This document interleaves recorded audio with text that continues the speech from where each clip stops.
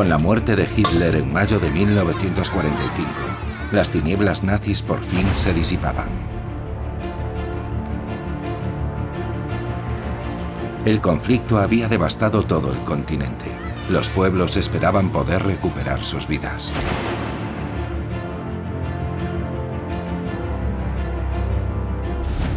Pero la Segunda Guerra Mundial no terminó cuando los cañones dejaron de disparar. Su violencia se prolongó hasta mucho después de la capitulación del Reich. Europa siguió siendo durante mucho tiempo una tierra ensangrentada.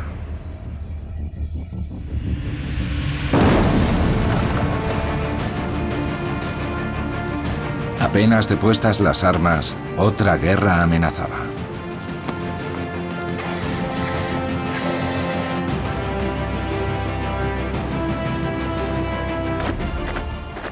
Un telón de acero ha caído sobre el continente. Solo unos años bastaron para pasar de la peste negra a una tiranía igual de temible. Después de Hitler, primera parte.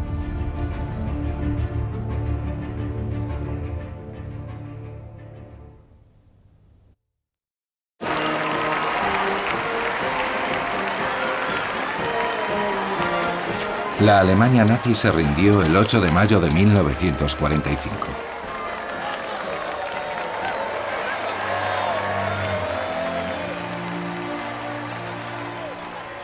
Se acabó, se escuchaba en todos los países que celebraban la victoria.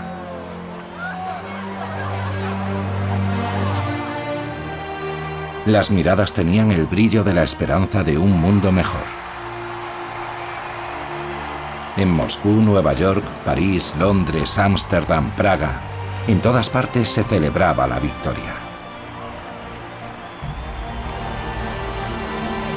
Un pueblecito belga celebró un carnaval con representaciones de los episodios de la guerra. El éxodo, la cautividad, la liberación con la señorita Victoria montada a caballo y las cuatro figuras principales, Churchill, De Gaulle, Roosevelt y Stalin.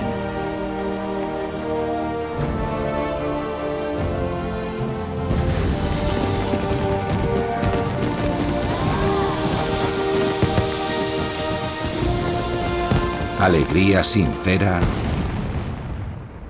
pero efímera. Porque aunque la Alemania nazi había sido derrotada, Europa estaba aniquilada.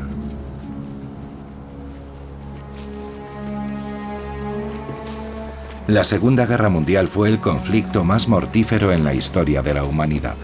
27 millones de soviéticos desaparecieron. Alemania perdió 4,5 millones de soldados y más de 1 millón de civiles. Cerca de 6 millones de judíos fueron exterminados. Casi 40 millones de hombres y mujeres murieron en toda Europa durante la Segunda Guerra Mundial. El continente se transformó en un cementerio.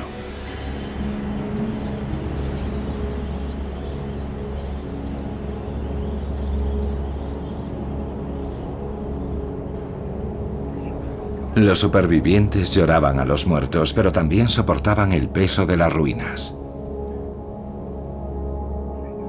En la Unión Soviética, la ocupación alemana arrasó más de 70.000 ciudades y pueblos. En Francia, cientos de miles de edificios fueron destruidos. Brest se convirtió en una ciudad fantasma.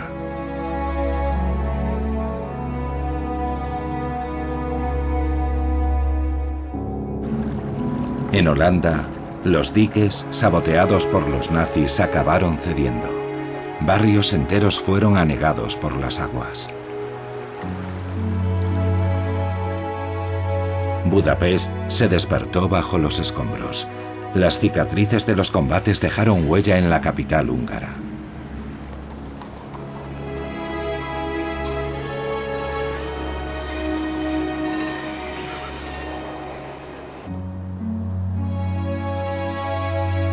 En cuanto a Berlín, Tenía el aspecto de un esqueleto.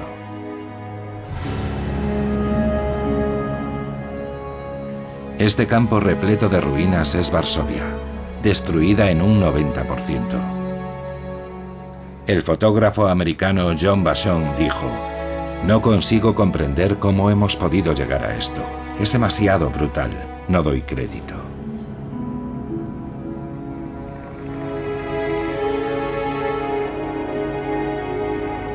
Nunca antes el continente había sufrido un cataclismo de tal magnitud. La floreciente Europa se había convertido en un escenario desolador.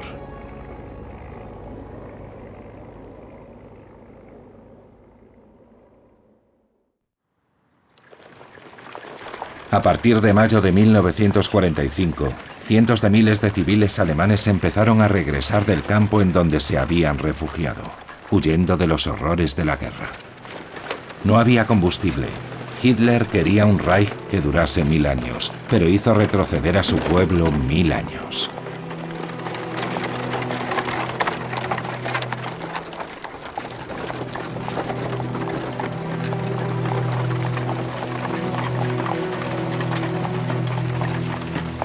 Ya de vuelta tenían que alojarse, alimentarse, pero la penuria dictaba su ley.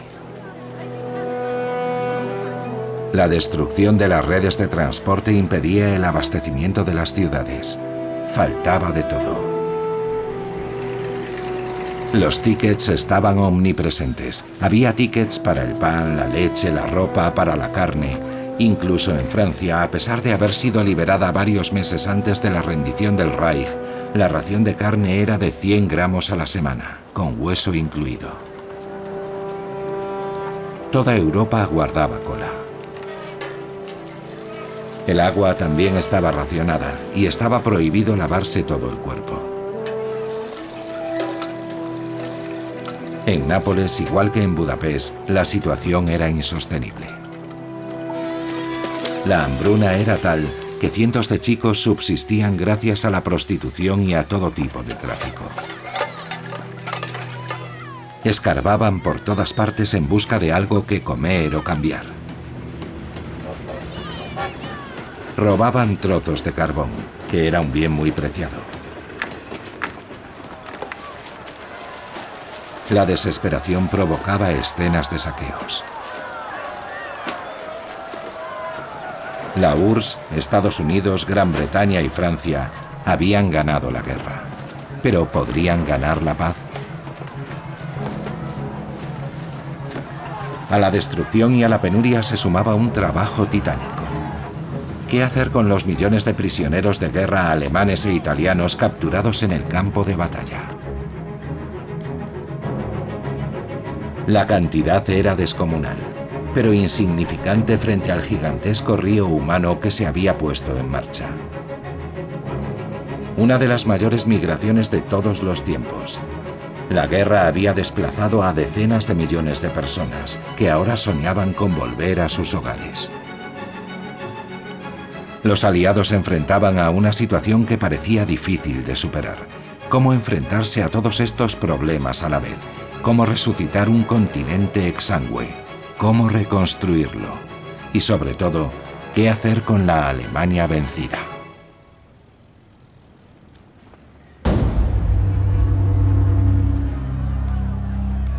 De momento, Berlín estaba en manos soviéticas, ya que fueron los primeros en entrar en la ciudad. Empezaron abasteciendo a la población para ganar popularidad.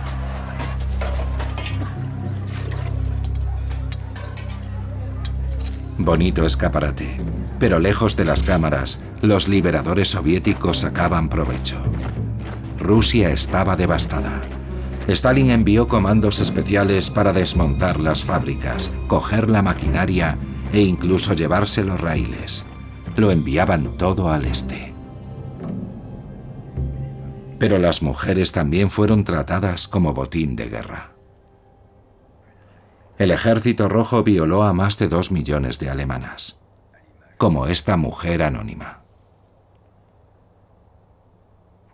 Para ella, igual que para muchas otras, la guerra se prolongó hasta mucho después de la capitulación del Reich.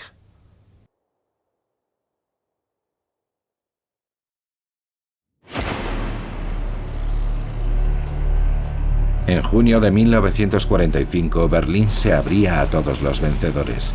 El norteamericano Eisenhower, el inglés Montgomery, el ruso Zhukov y el francés Delat se reunieron allí. Todos estaban de acuerdo. Había que dividir Alemania. Según lo acordado en la conferencia de Yalta, norteamericanos, rusos, ingleses y franceses se dividieron el país. Cada cual administraría una zona. Situada en zona soviética, Berlín sería igualmente dividida entre los 4 aliados. La ciudad tenía que simbolizar la cooperación entre las potencias vencedoras. Los aliados saboreaban juntos la victoria. Sin embargo, el optimismo manifiesto ocultaba bastantes discrepancias, que no iban a tardar en salir a la luz.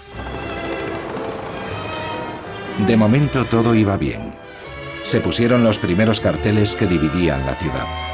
Las atractivas reclutas del Ejército Rojo dirigían la circulación, mientras que los ocupantes tomaban los barrios.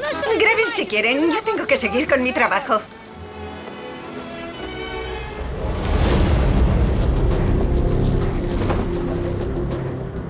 Los vencedores se inmortalizaban sobre las ruinas del antiguo enemigo. Se lo merecían después de 5 años de lucha.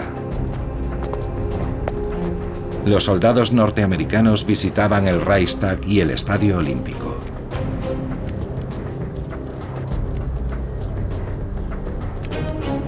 Luego se dirigían al lugar en el que supuestamente el cuerpo de Hitler había sido incinerado.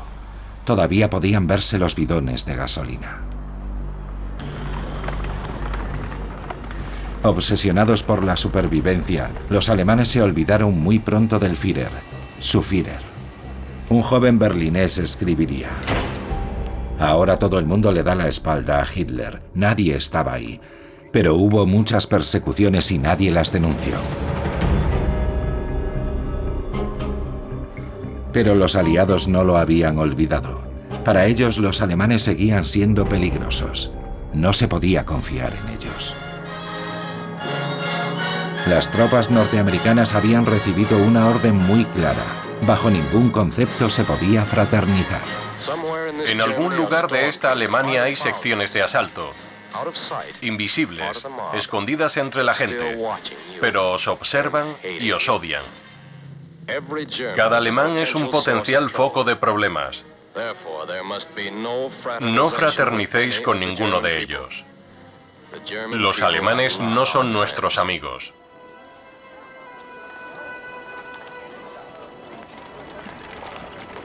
Pero a los soldados norteamericanos les costaba respetar unas consignas tan radicales. El espectáculo de la miseria les conmovía.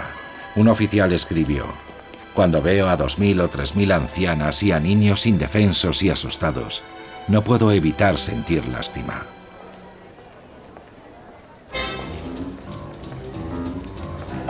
Además, los soldados llevaban meses sin estar con una mujer. Un agregado militar contó: para un hombre que se muere de aburrimiento con los otros chicos de la compañía, todo lo que lleve faldas es excitante y las mujeres alemanas son muy atractivas e incluso sexys. Los soldados americanos y las Fräulein se atraen como el imán y el acero. A orillas del lago Wannsee, las alemanas se rendían de buen grado a los vencedores. Pero el tópico romántico escondía una realidad mucho más sórdida. En una Alemania carente de todo, los soldados podían conseguir a cualquier chica a cambio de una tableta de chocolate o de una pastilla de jabón. En los bailes, cada vez menos chicas bailaban juntas y abundaban las prostitutas, profesionales u ocasionales. Los alemanes maldecían a los ocupantes que les quitaban a las mujeres, pero no podían competir con las raciones de los soldados yanquis. Los alemanes se lamentaban: menudo futuro le espera a Alemania, un asqueroso soldado norteamericano con una puta alemana.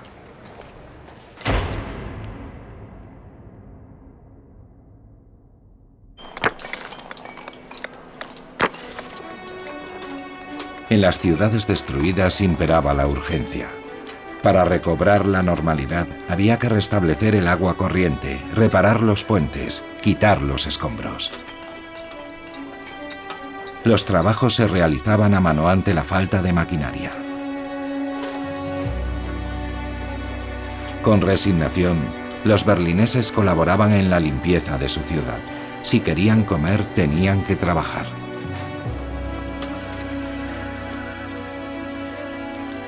Miles de mujeres se organizaron para quitar los millones de toneladas de escombros que cubrían la ciudad.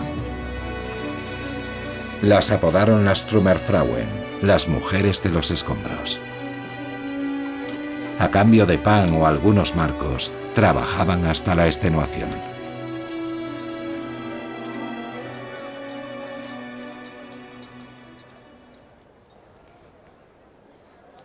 En medio de este decorado tan desolador, decenas de miles de niños sin nombre erraban en busca de su familia. Un comandante británico que visitó Alemania escribiría: lo más desconcertante de todo era la ausencia total de hombres entre 17 y 40 años. Era un país de mujeres, niños y ancianos.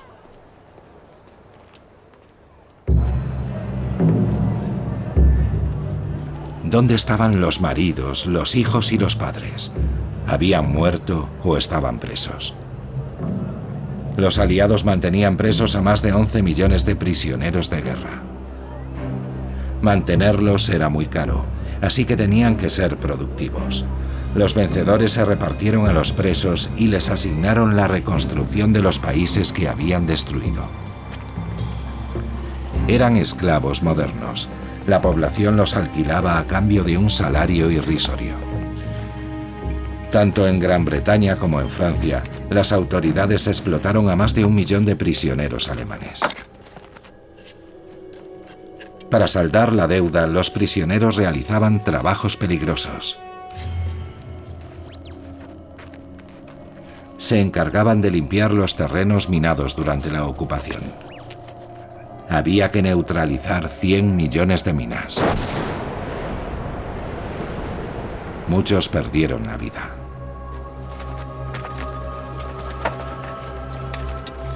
Para enfrentarlos a sus crímenes, algunos tuvieron que exhumar de las fosas comunes los cadáveres de sus innumerables víctimas.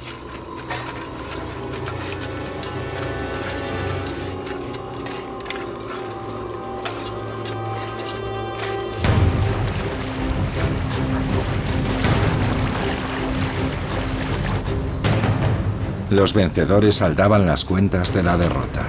Administraban la Alemania dividida y a los millones de prisioneros, pero muy pronto se vieron desbordados. ¿Cómo repatriar a millones de personas desplazadas que el Reich detuvo a lo largo y ancho del continente y que querían regresar a sus casas? Los deportados judíos y políticos que todavía se apiñaban en los campos de concentración. Los prisioneros de guerra que acababan de salir de los stalags. Los reclutas forzosos que, obligados a trabajar para los nazis, dejaron sus trabajos en las fábricas. A estas víctimas del Reich se sumaban los civiles que habían huido de los combates. En total, la guerra llevó a unos 40 millones de personas a emigrar, voluntaria o involuntariamente, por toda Europa. Una torre de Babel de pueblos erraba por un continente devastado.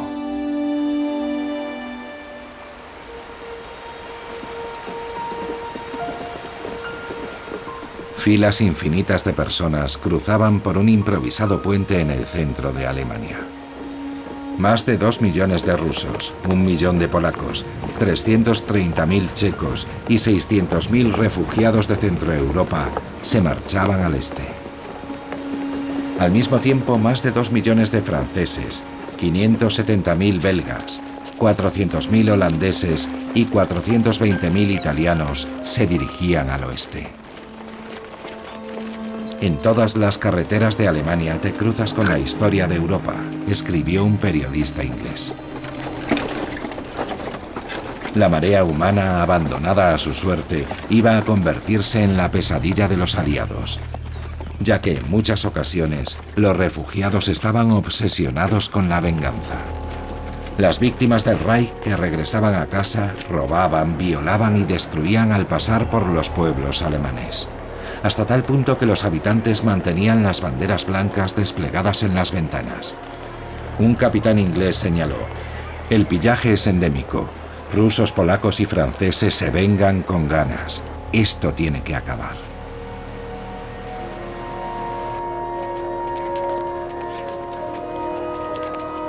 En todas partes la guerra había minado la dignidad humana.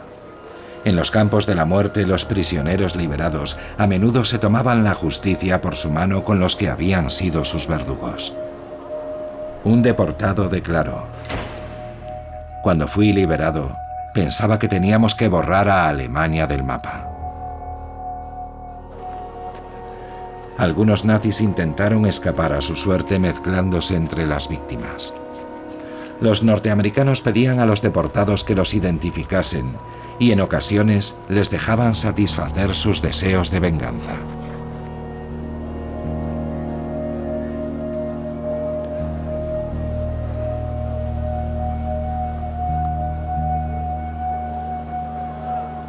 Un superviviente de la Shoah reveló: los rusos nos concedieron 24 horas para hacer lo que quisiéramos con los alemanes. En Dachau mataron a los guardias de las SS. Otro superviviente dijo: estuvo bien, me gustó. En aquel momento ninguno de nosotros habría podido tener una satisfacción mayor. Quizás fuese la única cosa por la que valía la pena sobrevivir a la guerra. Los cómplices de los verdugos también fueron castigados. En el campo de Dessau, en Alemania, muchos de ellos fueron identificados.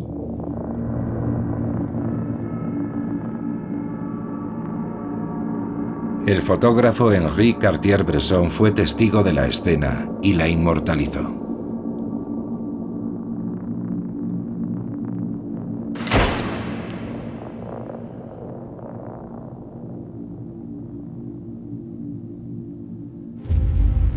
En estas imágenes, una informadora de la Gestapo es desenmascarada por una mujer a la que había denunciado.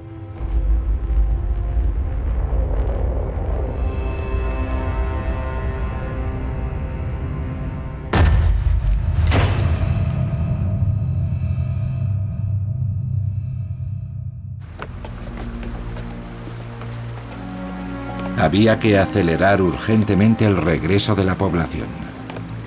Una operación delicada, ya que los desplazados podían propagar una epidemia invisible: el tifus.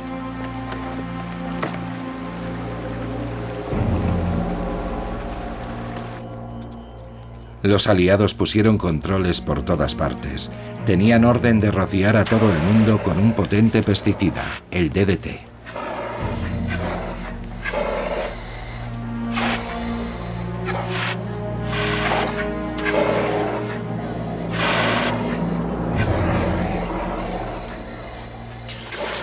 Un hombre declaró: se nos meten los polvos de DDT en la boca, en los pantalones, en las orejas, en la nariz.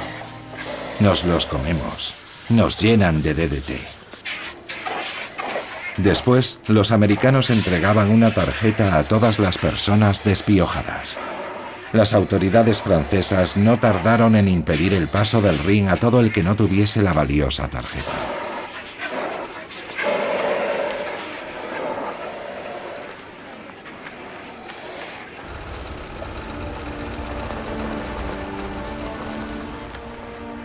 No todos los supervivientes de la Shoah pudieron emprender el regreso.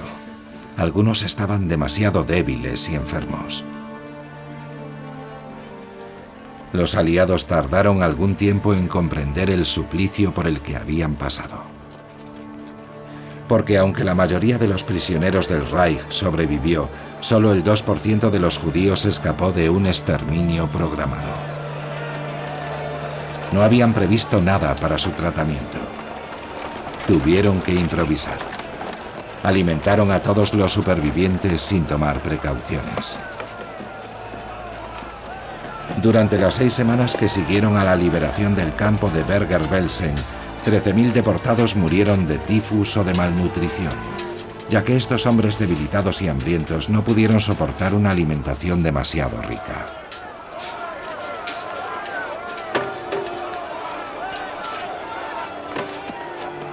Semanas después de la victoria, Los supervivientes seguían llevando el horrible uniforme de rayas y seguían muriendo.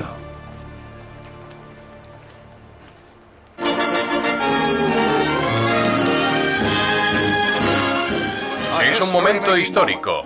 Lord Halifax llama a la votación para aprobar la Carta de la Organización Internacional. Los líderes de las 50 delegaciones de Naciones Unidas se han levantado. El voto es unánime.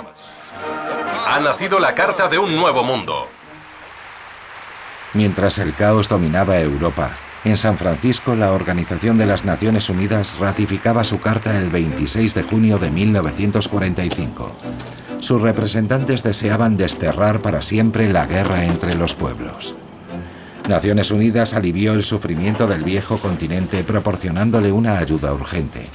Su agencia para los refugiados, la UNRWA, envió productos de primera necesidad: patatas, materia grasa, carne, jabón, ropa, cubriendo las necesidades de millones de personas.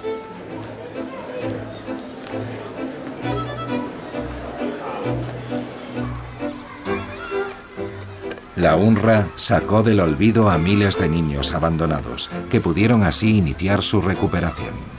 Las sonrisas volvieron a iluminar unos rostros que en medio de la tormenta habían perdido la esperanza.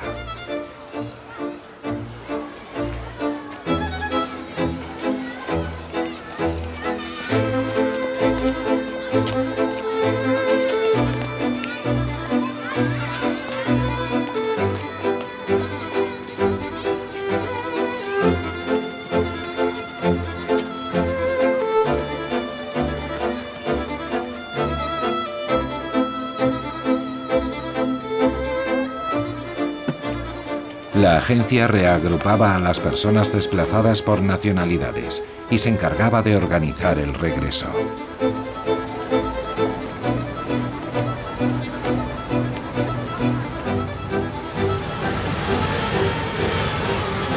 Poco a poco se fueron reparando las vías férreas y los primeros trenes se pusieron en marcha hacia todas las ciudades de Europa.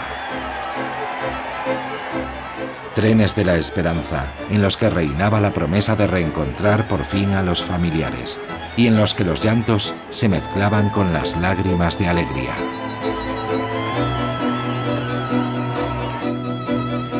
Por fin se atendió la premura de las personas desplazadas. Se realizaron auténticas hazañas.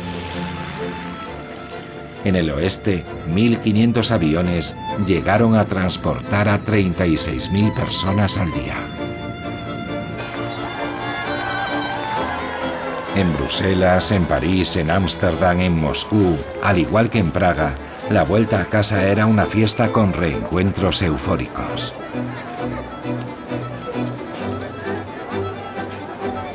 Un cabo que había pasado 5 años como prisionero dijo a su regreso: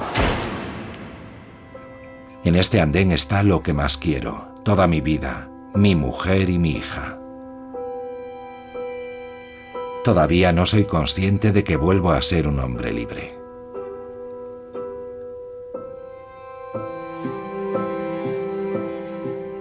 Una mujer declaró: "Nunca olvidaré el momento en el que mi marido y yo nos abrazamos. Sentí una alegría incomparable. Lágrimas de felicidad. Su vuelta fue maravillosa. Lo más emocionante fue cuando nuestra hija, que tenía 1 año cuando él se marchó, se echó a sus brazos diciéndole: 'Mi papá', como si nunca se hubiera marchado".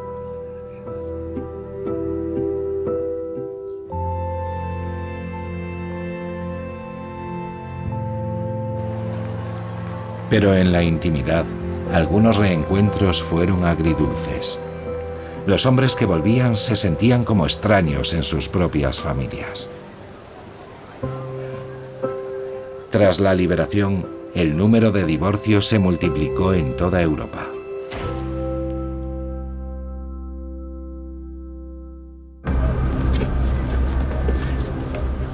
Mientras unos recuperaban sus hogares, otros no encontraron más que ausencia. El regreso de los escasos supervivientes judíos fue especialmente doloroso. Estaban en un estado tan lamentable que fue necesaria una infraestructura hotelera para albergarlos. Los que fueron repatriados a París se alojaron en el Hotel Lutetia, antigua sede de los servicios secretos alemanes, transformado ahora en centro de acogida. En una pared había cientos de hojas clavadas con chinchetas en las que figuraban fotos con la inscripción «Se busca» y un nombre. En muchos casos, el momento feliz del regreso no era más que una tregua, ya que muchos supervivientes habían perdido a todos sus seres queridos. Una deportada, Louise Alcan, contó: «La alegría no llegaba porque habíamos traído a demasiados muertos con nosotros». Los supervivientes nunca regresaron realmente de los campos de concentración.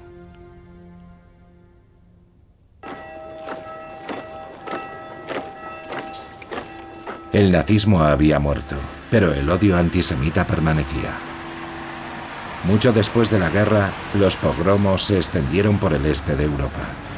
El más terrible se produjo a unos 200 kilómetros de Varsovia, en Kielce. La fuga de un niño de 8 años que para evitar el castigo había acusado a los judíos de haberlo secuestrado fue el detonante de los acontecimientos. Como represalia, 42 judíos fueron asesinados y 80 heridos. Mujeres, soldados y policías participaron en el tumulto. La masacre de Kielce ha estremecido la conciencia del mundo. Estas mujeres han conocido el horror de los campos de concentración nazis y hoy han perdido a sus seres queridos. Este crimen ha sido perpetrado por polacos. Nosotros somos responsables de este crimen, que mancha la reputación de Polonia.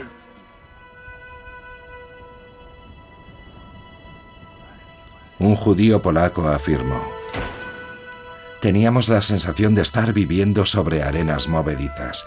Queríamos volver a vivir como seres humanos. El pogromo de Kielce nos arrebató todas nuestras ilusiones. Era imposible permanecer allí ni un solo instante más». Los supervivientes se preguntaban a dónde ir. Muchos iban en busca de una tierra de acogida, como estos 900 huérfanos supervivientes de Buchenwald. Eran checos, polacos, húngaros. Todos intentaban, llenos de esperanza, rehacer sus vidas en el oeste. Los gobiernos de Europa Oriental les dejaron marchar, satisfechos al deshacerse de su minoría judía.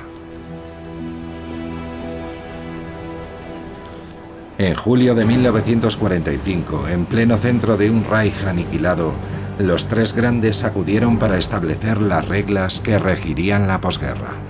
El nuevo presidente de Estados Unidos, Harry Truman, saludaba con orgullo a los hombres y al potente arsenal que habían permitido ganar la guerra. Se dirigía a la zona soviética, a Potsdam, que por un tiempo iba a convertirse en el centro del mundo. Stalin llegó a la conferencia con un día de retraso. El embajador norteamericano Harriman le soltó: «¡Qué suerte! Después de tantas pruebas y de la tragedia que ha vivido, por fin llega a Berlín». A lo que Stalin, impasible, replicó: «El zar Alejandro llegó hasta París».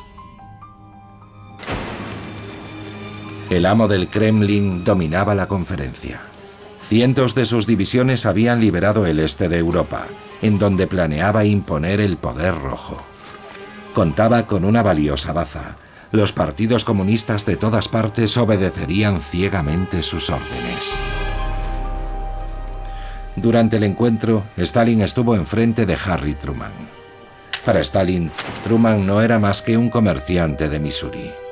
No puede compararse a Roosevelt, no es ni inteligente ni instruido. Pero el sucesor de Roosevelt también había llegado a Potsdam con una baza esencial, un secreto de Estado que disimulaba bajo la manga. Su secreto se llamaba Trinity, la primera bomba atómica. 4 días antes la habían probado en el desierto de Nuevo México, liberando una potencia equivalente a 20.000 toneladas de TNT. La historia dio un giro.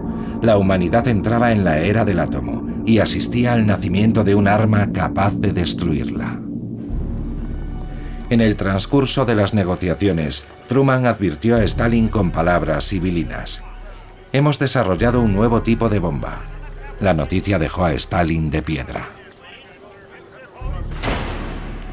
Al margen de la conferencia, le hizo una confidencia a su ministro de Asuntos Exteriores, Molotov. Había que alcanzar a Estados Unidos. Los americanos y los ingleses creen que no seremos capaces de fabricar la bomba solos. Nos quieren imponer sus planes. Pues bien, eso no va a pasar. Unos días más tarde, Truman ordenó soltar 2 bombas atómicas. El 6 de agosto de 1945 sobre Hiroshima y el 9 de agosto sobre Nagasaki. En unos minutos, el fuego nuclear aniquiló a más de 150.000 japoneses. El imperio del sol naciente capituló. La Segunda Guerra Mundial había terminado definitivamente.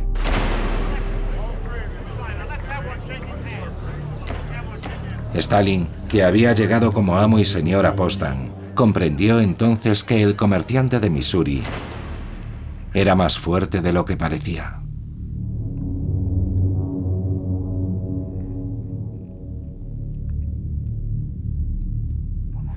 Y mientras los dirigentes parlamentaban, los pueblos todavía vivían la fiebre de la liberación. En Francia, Italia, Bélgica, Noruega y Dinamarca, las mujeres eran rapadas en lugares públicos.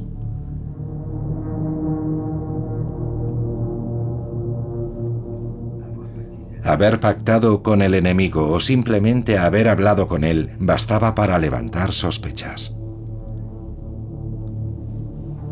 Como castigo a estos delitos, reales o imaginarios, los que se habían erigido en justicieros daban rienda suelta a su cólera. Era una válvula de escape que permitía al llamado sexo fuerte recuperar la virilidad malherida por la derrota y la ocupación. Decenas de miles de mujeres sufrieron esta humillación hasta 1946.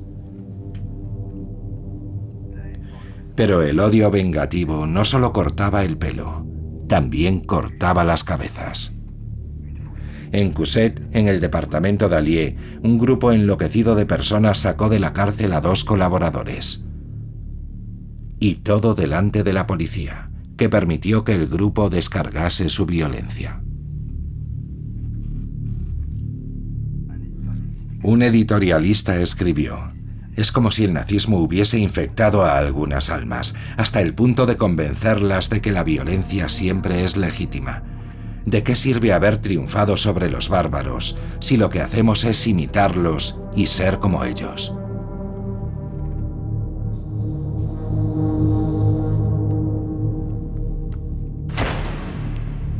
La salvaje depuración se llevó a cabo en todo el continente, como si antes de pasar página hubiera que ensombrecerla con violencia.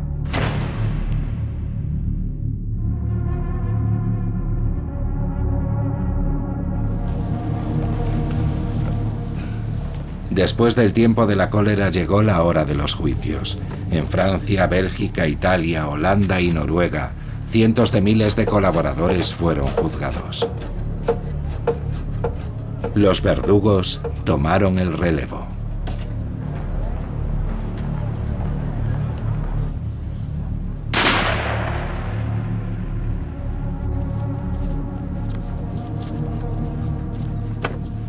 En Italia, los jóvenes cineastas Visconti y De Santis fueron contratados para inmortalizar la brutal realidad de la depuración.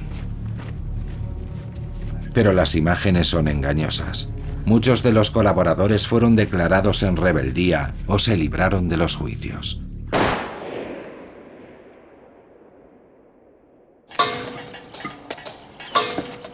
El mundo esperaba con impaciencia que un epílogo pusiera fin a esos años sangrientos. El mayor proceso criminal de la historia empezó en noviembre de 1945 en Nuremberg, en donde 10 años antes, en pleno esplendor del Reich, se habían promulgado las leyes antisemitas. Los más altos mandatarios nazis iban a tener que responder de sus crímenes. Entre ellos, Hermann Göring, número 2 del régimen, Rudolf Hess, el ideólogo principal del nazismo. Y también Wilhelm Keitel, comandante supremo de la Wehrmacht. Un total de 21 líderes nazis derrotados pasaron ante el tribunal. Al inicio del proceso, Robert Jackson, fiscal general norteamericano, se dirigió al tribunal. Las fechorías que debemos condenar y castigar ponen de manifiesto una premeditación tal y han sido tan infames y destructoras que la civilización no puede permitirse ignorarlas, porque no podría sobrevivir si se repitiesen. Sin ningún remordimiento, los acusados se acercaron al estrado. Me declaro no culpable. Me declaro no culpable. Me declaro no culpable. No culpable. Casi un año de juicios, 400 audiencias y 16.000 páginas de actas fueron necesarios para que la barbarie de la Orden Negra saliese a la luz. El testimonio de la resistente comunista Marie-Claude Vaillant-Couturier, prisionera en Auschwitz y Ravensbrück, conmovió a la asistencia. ¿Escucha bien? Sí. Una noche nos despertaron unos gritos espantosos. Al día siguiente nos enteramos por los hombres que trabajaban en el Sonderkommando,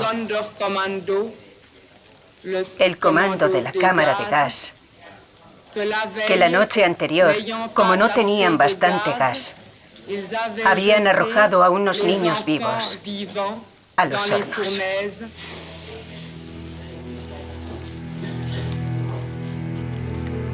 Para pronunciarse sobre lo incalificable, el Tribunal de Nuremberg aplicó por primera vez los términos genocidio y crimen contra la humanidad.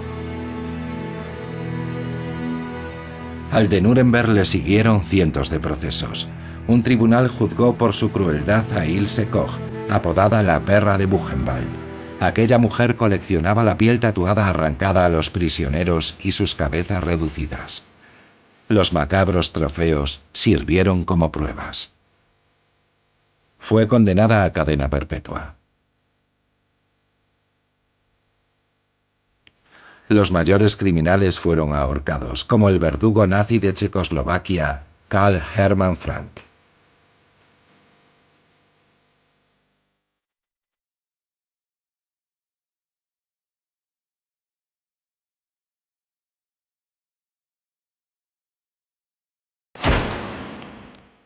Los cuerpos fueron incinerados y las cenizas esparcidas para evitar que se erigieran sepulturas en su memoria.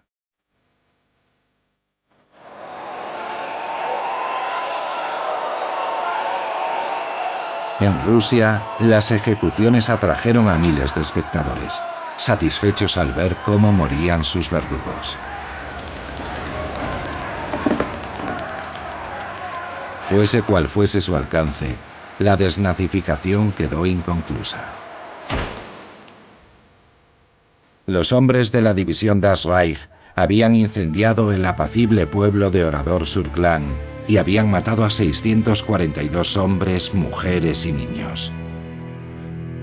Pero su jefe, el general Lammerding, murió tranquilamente en su cama. ¿Y cuántos de los responsables de la solución final quedaron impunes?